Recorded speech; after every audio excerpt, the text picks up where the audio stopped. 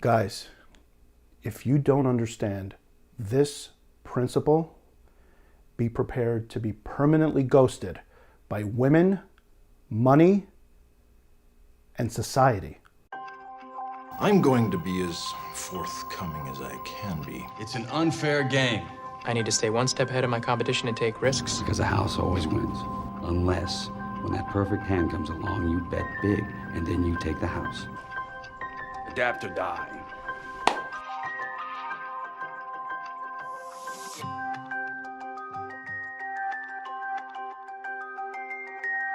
Unless you click this while looking for cat videos, you probably know what I'm about to talk about. And that's a little something called the Pareto principle, more commonly known as the 80-20 principle.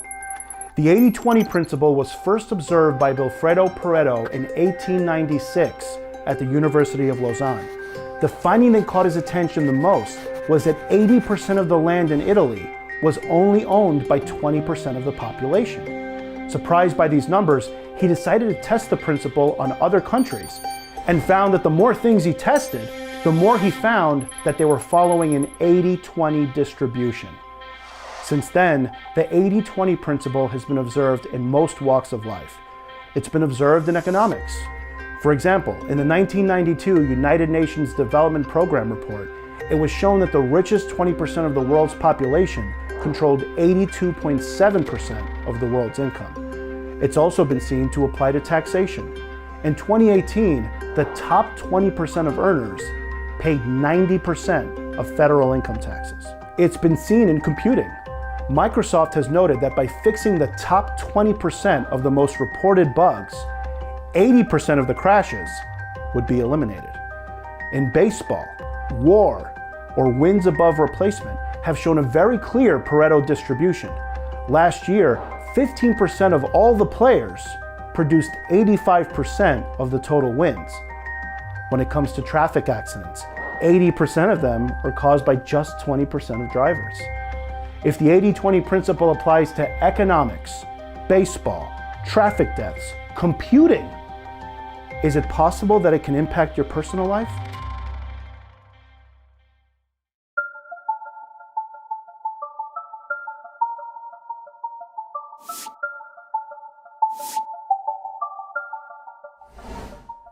For better or worse, the 80-20 principle has the potential to be the defining factor in your love life. In a recent study done by Tinder, it was revealed that when it came to right swipes, the bottom 80% of men were competing for the bottom 22% of women. Put another way, the top 78% of women competed for the top 20% of men. As shocking as these numbers are, they don't begin to scratch the surface. The reason they don't is because 80-20 is a proportion.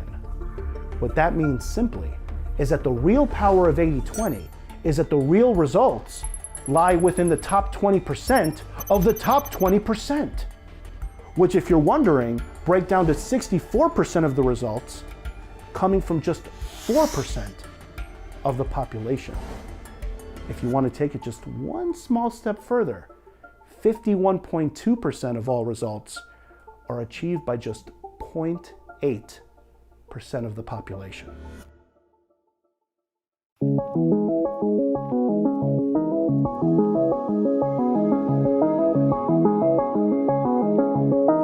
I know the numbers look pretty grim, but if you've made it this far in the video, you've already conquered your biggest obstacle. And that's knowing what you're up against. If you were trying to climb Mount Everest, and I told you that only 29% of climbers ever reach the summit, would that influence the way you would prepare for a journey like that? Do you think you'd make sure that you were in top physical shape? Would you make sure that you were being guided by the most knowledgeable of Sherpas? Would you do extra research on exactly what day you should attempt your climb? I'm hoping for your sake that the answer is yes to all these questions. I'm also hoping that it's clear that doing all the things just mentioned still probably leaves you only at a 29% probability of success.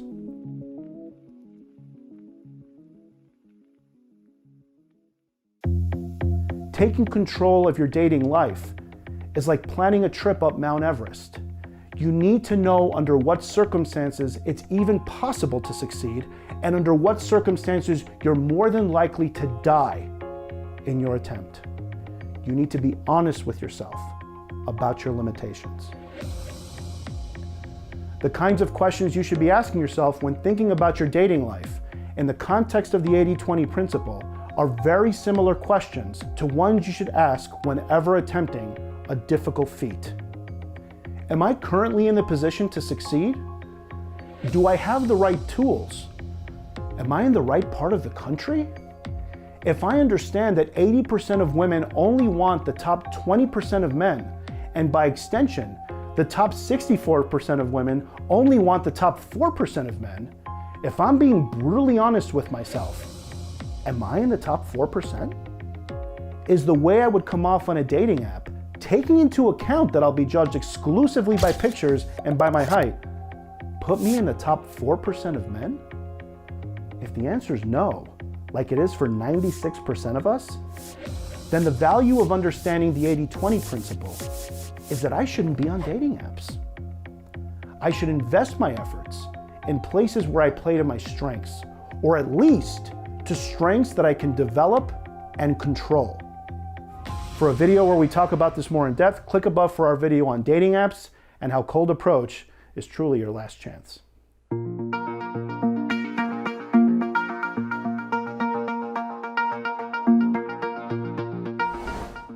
Once in an arena where your probabilities are actually favorable, are you maximizing 80-20?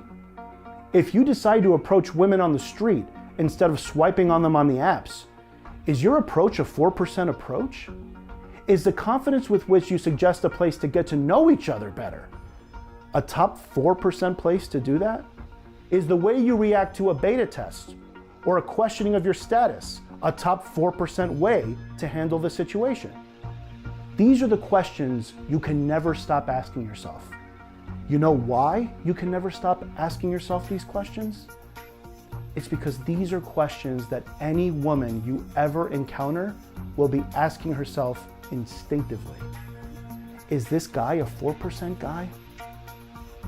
Is that the way a top 4% guy would react to my ridiculing of him? Would a top 4% guy just ask me for my number after a date and not try to take it further? Would a top 4% guy double text me? Would a top 4% guy ignore me when I say something stupid?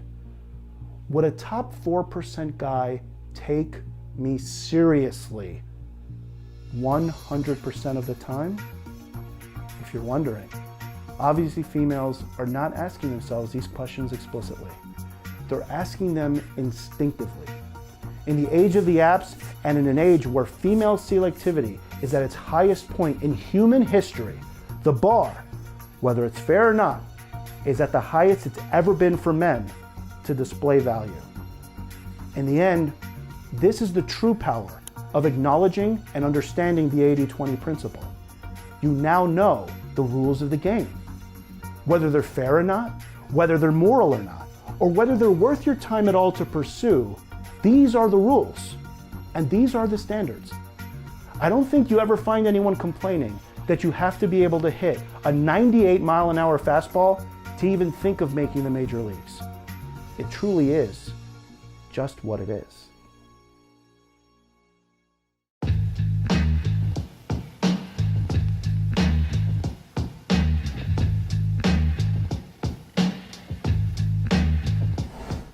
If the harsh truth of the 80-20 principle only applied to dating, it might make sense to go MGTOW, or to consider yourself black pill, and you could still go along your merry way and enjoy your life without women.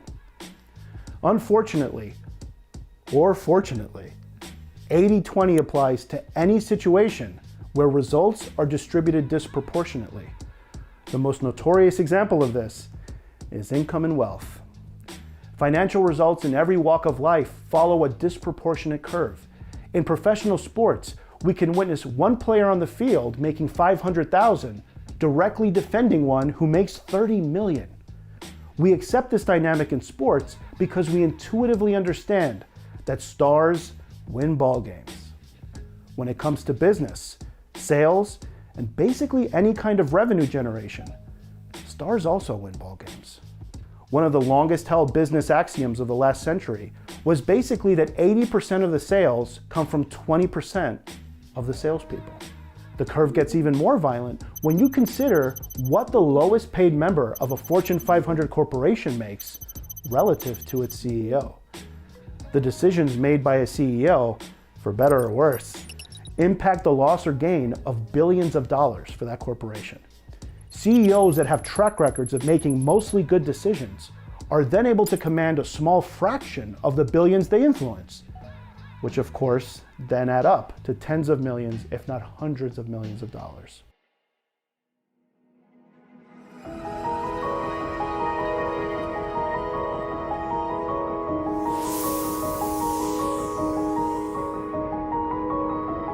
When taking these harsh truths into account regarding your business life, you have two options. You can complain that the world isn't fair, that it isn't fair that the top salesperson make $1 million a year while the bottom salesperson barely made $50,000. You can complain that CEOs make thousands of times more than the employees that directly service the customers. You can even say that the system itself is rigged and that the rich only get richer, and therefore, basically none of us have a chance. Your other option is to embrace the truth, to accept the world for what it is, to understand that all the greatest products, services, and even medical breakthroughs came about because we're lucky enough to live in a society that disproportionately rewards the people that create the most value. Your new mission is to create as much value as you possibly can. Instead of being ruthless with others, be ruthless with yourself, having no patience for hacky, unoriginal ideas that hope to capitalize on the creativity of others. Instead, you now understand that in many ways, your only chance is to be the best. That pretty good can fall in the same part of the curve as complete failure. That any product or service you intend to sell needs to be in the top 4% of products or services sold. And that in our new connected world, it's not merely enough to have a 4% product or service, but that it needs to be marketed in a top 4% way. That the salespeople selling it are selling it in the top 4% most effective way. When you play a video game, your first instinct is to put the game on the hardest possible setting. You'll instinctively understand that playing the game on easy mode is in fact losing the game. You'll understand that every time you lose brutally on the hardest level, you're learning and you're incrementally improving. And when it gets to the point that the hardest level becomes too easy for you, you've actually moved the needle. You've accomplished something. You are now not being humbled by the game, but in fact, humbling the game itself. Approaching any business with this mindset will immediately place you on the path to not just success, but extreme success. Because to fully understand 80-20 is to understand that there is extreme success and there is abject failure, and that there is no in between. You'll also be self-aware. You will start to instinctively know when you don't have any chance to be in the top 4% of a given pursuit. You'll also understand that your limitations might only be temporary, and that sometimes the most important part of winning the game is not being taken out of it permanently. If you simply shift your perspective and start to evaluate your decisions in business and in life on an 80-20 curve, you will start to see patterns, and you will very quickly see where you provide the most value and where you're completely wasting your time.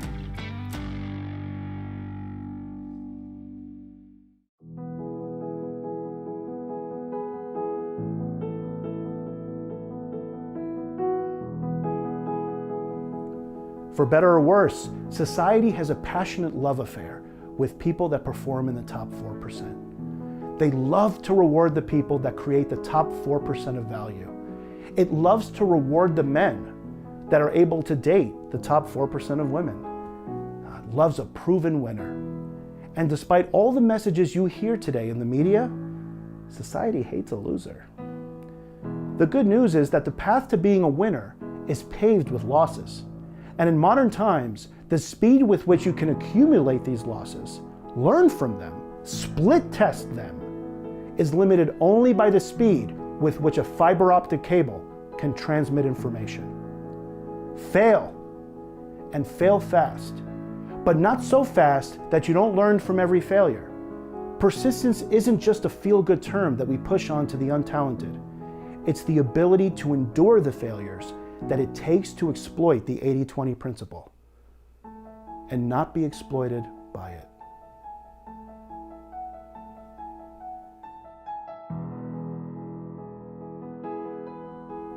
If you enjoyed this video, please like and subscribe.